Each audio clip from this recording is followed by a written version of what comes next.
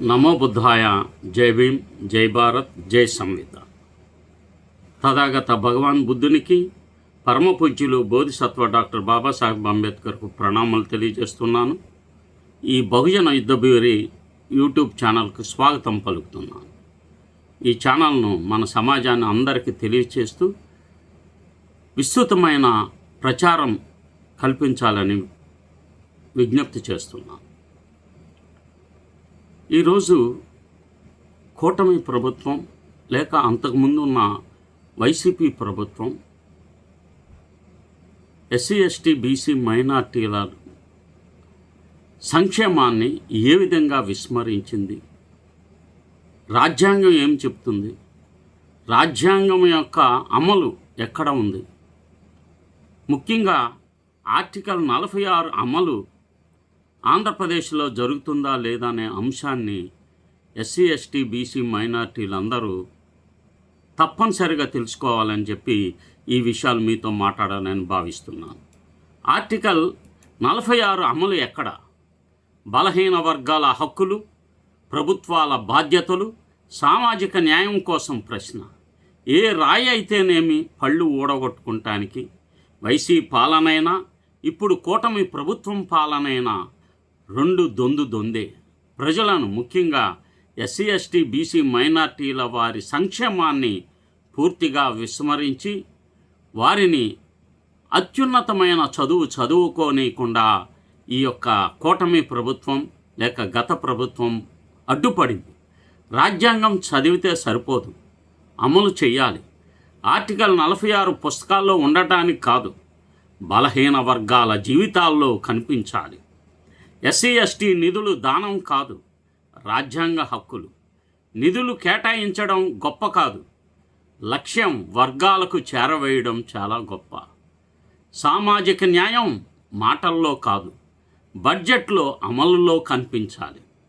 రాజ్యాంగంలోని 40వ అధికరణ ధిక్కరిస్తూ కేంద్ర రాష్ట్ర ప్రభుత్వాలపై సుప్రీంకోర్టు విచారణ చేయాలి. అది సమతా సైనిక దళ డిమాండ్. భారత రాజ్యాంగం 46వ అధికరణ ప్రకారం కేంద్ర రాష్ట్ర ప్రభుత్వాలు, ముఖ్యంగా బలహీన వర్గాలు, షెడ్యూల్ కులాలు మరియు షెడ్యూల్ తెగలు, మైనార్టీలకు విద్య మరియు ఆర్థిక ప్రయోజనాలను ప్రత్యేక శ్రద్ధతో ప్రోత్సహించడం మరియు సామాజిక అన్యాయం, అన్ని రకాల దోపిడీ నుండి వారిని రక్షించడం ప్రభుత్వాల కర్తవ్యం. ప్రస్తుత మనువాద ప్రభుత్వం బ్రాహ్మణ, క్షత్రియ, వైశ్యుల సంక్షేమం కోసం చాలా తపన పడుతూ ఆర్థిక శాఖ మంత్రి నిర్మలా సీతారామన్తో తమ పనులన్నిటినీ చక్కబెట్టుకుంటున్నారు. ఎవరికి అపకారం ఉన్న చోట ఆ కులాలు, అధికారం ఉన్న చోట ఆ కులాలు వారు దోపిడీ సిద్ధాంతాన్ని చాలా బాహాటంగానే అమలు చేసుకుంటున్నారు. డాక్టర్ బాబాసాహెబ్ అంబేద్కర్ రాసిన భారత రాజ్యాంగంలోని ఆర్టికల్ 46 ప్రకారం అణిచివేతకు, దోపిడీకి గురైన ఎస్సీ ఎస్టీ బీసీ మైనార్టీల సంక్షేమం కోసం రాజ్యం పాటుపడాలని నిర్దేశించగా ఆ అధికరణను ఈ ప్రభుత్వాలు పూర్తిగా విస్మరించి ఇప్పటికే కేంద్ర రాష్ట్ర ప్రభుత్వాలు ఎలాంటి భేషజాలు లేకుండా నిర్మోహటంగా తమ సొంత కులాల సంక్షేమం కోసం భారతదేశంలోని ఆర్థిక వ్యవస్థను పూర్తిగా దారాదత్తం చేశారు. ఎస్సీ ఎస్టీలకు రాజ్యాంగబద్ధంగా స్పెషల్ కాంపోనెంట్ ప్లాన్ ఉంది కనుక వారికి ఎలాంటి పథకం అవసరం లేదని వారి యొక్క మనువాద మీడియా ద్వారా ఒక విష ప్రచారాన్ని విస్తృతంగా ప్రచారం చేస్తున్నారు. సప్లాన్ నిధుల ద్వారా కానీ లేక ప్రత్యేకంగా ఏ ఒక్క పథకం ద్వారా షెడ్యూల్ కులాలు, తెగలకు ఎలాంటి ప్రయోజనం నేరుగా అందించే ఒక ప్రభుత్వ పథకాన్ని ఆంధ్రప్రదేశ్ ప్రభుత్వం చేపట్టలేదు. షెడ్యూల్ కులాల వారికి మాలమాదిగా రెల్లి కార్పొరేషన్ పెట్టి షెడ్యూల్ తెగల వారికి ఒక్క కార్పొరేషన్ పెట్టకుండా వారికి అన్యాయం చేశారు. ఎస్సీల మీద ద్వేషం పెంచుకునేలాగా చేస్తున్నారు. గడిచిన ఆర్థిక సంవత్సరంలో ఎస్సీ కార్పొరేషన్ ద్వారా ఒక్క లోను కూడా ఇవ్వబడలేదన్న సంగతి అర్థం చేసుకోవడం లేదు. ముఖ్యంగా ఎస్టీలలోని యానాదులు, ఎరుకులు, చెంచులకు కనీసం నామమాత్రపు ప్రయోజనాలు ఏ ఒక్క స్కీము ద్వారా కూడా అందడం లేదు. ఈ గత లాక్డౌన్లో నిరుపేదలైన వలస కూలీలు, పారిశుద్ధ్య పనులు చేసుకునేవారు, వ్యవసాయ కూలీలు, సంచార జీవనం గడిపేవారు, పందులు కాసుకునేవారు, చెంచులు, యానాదులు అత్యంత తీవ్రంగా ఇబ్బందులు పడుతున్నప్పుడు ఎస్సీ ఎస్టీలకు సంబంధించిన ప్రభుత్వ సంస్థలు ఏ ఒక్క సహాయం చేయలేదు. అత్యంత విపత్కర పరిస్థితులు ఉన్నప్పుడు కలెక్టర్లకు తమకున్న విచక్షణ అధికారంతో నేరుగా సహాయం చేయవలసిన చోట్ల కలెక్టర్లు కొంతమంది పట్టించుకోవడం లేదు. ప్రజా సంఘాలుగా మా యొక్క విజ్ఞప్తులను కనీసం స్వీకరించడం లేదు. ఫోన్లలో జవాబు కూడా ఇవ్వడం లేదు. కనీసం పరిష్కారానికి మార్గాలు వెతకడం లేదు. ఇదే అత్యంత విషాదకరమైన విషయం. ప్రకటించిన గత ప్రభుత్వంలోని నవరత్నాల్లో ఎటు తిరిగి దళితులకు చోటు లేదు.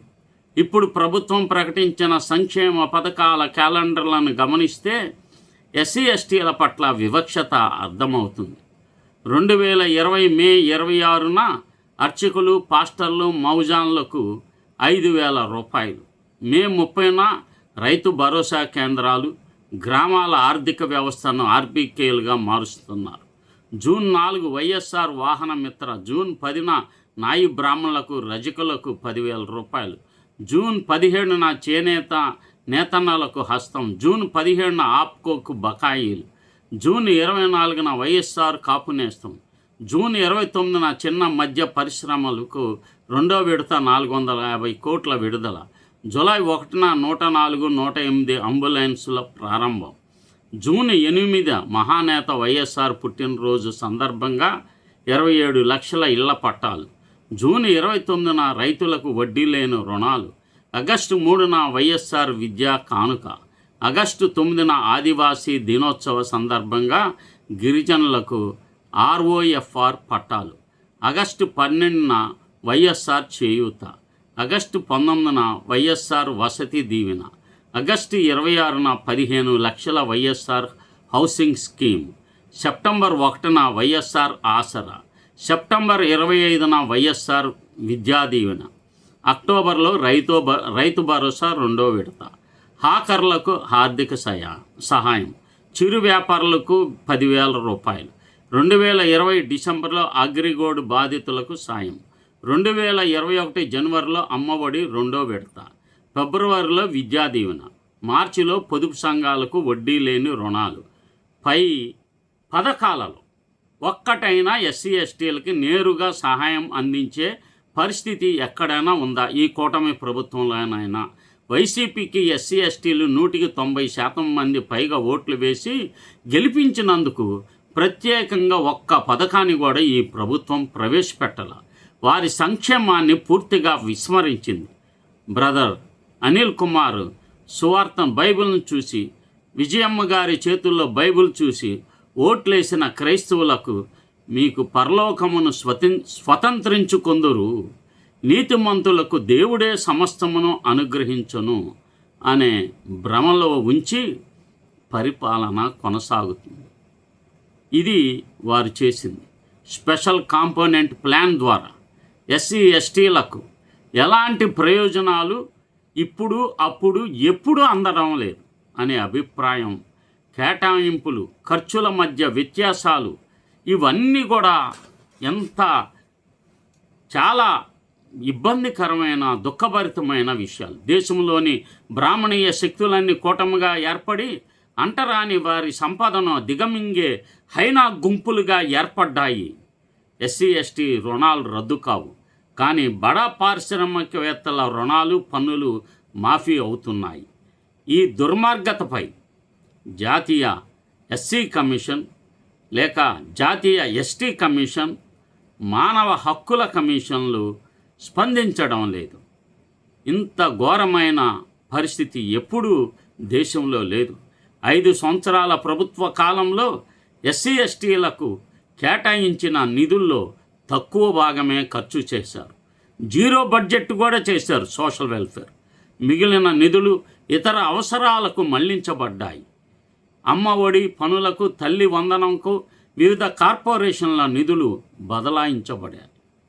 ఎస్సీ ఎస్టీల నిధుల వినియోగంపై ప్రశ్నలు ఎవ్వరు కూడా అసెంబ్లీలో లేవనెత్తడం లేదు. మనువాద ప్రభుత్వాలు ఎస్సీ ఎస్టీలపై హిందువులలో ద్వేషం కలిగించే విధంగా ఎస్సీ ఎస్టీలకు నిధులు కేటాయిస్తూ ఖర్చు పెట్టే విషయంలో అత్యంత తక్కువగా ఖర్చు పెడుతున్నారు. సామాజిక స్పృహ ఉన్న ప్రజా సంఘాలు ఈ విషయంపై సుప్రీంకోర్టులో ఒక పిల్ దాఖలు చేసి అణిచివేతకు గురవుతున్న ప్రజలను ఆదుకోవాలి. కనుక ఇది చాలా కేసులు వేస్తామంటారు, కానీ ఈ ప్రభుత్వాలు ఎప్పుడు ఒక్కసారి కూడా ఎలాంటి పథకాలను ఎస్సీ ఎస్టీలకు అమలు చేయడం లేదు. ఆర్టికల్ 46 అమలు చేయాలి. సామాజిక న్యాయాన్ని బలపరచండి. ఎస్సీ ఎస్టీ నిధుల ఖర్చు కాదు, చారిత్రక అన్యాయానికి రాజ్యాంగ సమాధానం. బడ్జెట్లో పేరు కాదు, జీవితంలో మార్పు కావాలి. నిధులు ఎక్కడికి వెళ్ళాయి, లబ్ధి ఎవరికి చేరింది? ప్రజాస్వామ్యంలో ఈ ప్రశ్న అడగటం మా హక్కు. కనుక ఈ ప్రభుత్వాలు రెండు, తెలుగుదేశమైనా లేక వైసీపీ పార్టీ అయినా, ఆంధ్రప్రదేశ్లో ఎస్సీ ఎస్టీల, ముఖ్యంగా ఎస్సీ ఎస్టీల విషయంలో బీసీలు, మైనార్టీలను కూడా పరిగణలోకి తీసుకుంటే గత ప్రభుత్వం 28 సంక్షేమ స్కీములను రద్దు చేస్తే మేనిఫెస్టోలో, తెలుగుదేశం మేనిఫెస్టోలో మా ప్రభుత్వం వచ్చిన తర్వాత 28 సంక్షేమ స్కీములను పునరుద్ధరిస్తామని చెప్పి ఇంతవరకు కనీసం వాటి వైపు కూడా మాట్లాడటం లేదు. మీడియా ప్రశ్నించడం లేదు. మీడియా అంతా అమ్ముడిపోయిన సమాజం. సాక్షి మాట్లాడదు, ఈనాడు, జ్యోతి, ఈ టీవీలు కూడా మాట్లాడవు. వీళ్ళకి ఏం అన్యాయం జరిగినా ఎంతసేపు వాడిని వీళ్ళు కౌంటర్ చేయటం, వీళ్ళని వాళ్ళు కౌంటర్ చేయటం, వాళ్ళ విషయాలు టెలికాస్ట్ చేయటమే కానీ రాష్ట్రంలో ప్రజా సమస్యలు ఏమున్నాయి, ప్రజలు ఎదుర్కొంటున్న ఇబ్బందులు ఏమున్నాయి? గత చంద్రబాబు నాయుడు గత 15-20 సంవత్సరాల నుండి land purchasing scheme schedule caste వారికి ఉంది. అది రాజ్యాంగబద్ధమైనది. స్పెషల్ కాంపోనెంట్ ప్లాన్ ద్వారా వచ్చింది. చట్టం చేశారు, కానీ అమలు ఒక్కళ్ళకు కూడా ఇవ్వాల గత 15 సంవత్సరాలు. మరి మీ కులాలకి కమ్మారెడ్డి, కాపు, లేక బ్రాహ్మణ, వైశ్య, క్షత్రియ, మీ ఆధిపత్య కులాలన్నిటికీ కార్పొరేషన్లకు లోన్లు ఇస్తున్నారు. కానీ ఎస్సీ ఎస్టీలకి సంబంధించి కేంద్ర ప్రభుత్వం ఇచ్చే స్కీములను కూడా ఎందుకు అమలు చేయడం లేదు? ఎంత దుర్మార్గం ఉంది మీ ప్రభుత్వాలలో. ఎన్ఎస్ఎఫ్డిసి మీకేం సంబంధించింది కాదు. అలాగే ఇతర స్కీమ్స్ ఉన్నాయి, ఒక 5-6 రకాల సెంట్రల్ గవర్నమెంట్ స్కీమ్స్ ఉన్నాయి. అవి కూడా మీకు ఇవ్వడానికి మీకు మనసు లేదంటే మీరంత కఠినాత్ములు, మీరంత విశ్వాసఘాతకులు, కృతజ్ఞత లేని, ఓటు వేసినందుకు కనీసం కృతజ్ఞత లేని పాలకులు మీకు వీళ్ళు ఓటు వేసినందుకు మీరు చాలా ద్రోహం చేస్తున్నారు. ఇది రాజ్యాంగానికి వ్యతిరేకంగా మీరు వ్యవహరిస్తున్నారు. ఆర్టికల్ 46ను మీరు అమలు చేయడం లేదు. కేసులు వేస్తామంటారు. వీటి మీద న్యాయవాదులు, మిగతా వాళ్ళు ఈ సోషల్ మీడియాలో పద్దాకు చెప్పడం కాదు. మీరు న్యాయవాది వృత్తిలో ఉండి కూడా ఈ రోజు సోషల్ మీడియాలో ఉండేవాళ్ళు ఈ కేసులు ఎందుకు ఆర్టికల్ 46 అమలు ఎక్కడ ఉంది ఈ రాష్ట్రంలో అని చెప్పి మీరెందుకు సుప్రీంకోర్టును కానీ హైకోర్టును కానీ మీరు ఎందుకు కేసులు వేయరు? ఆలోచించండి. ఈ విషయం మీద పేదలైన ఎస్సీ, ఎస్టీ, బీసీ, మైనార్టీల పట్ల న్యాయం చేయటానికి ప్రయత్నం చేయమని విజ్ఞప్తి చేస్తున్నాను. నమో బుద్ధాయ. జై భీమ్, జై భారత్, జై సంవిధాన్.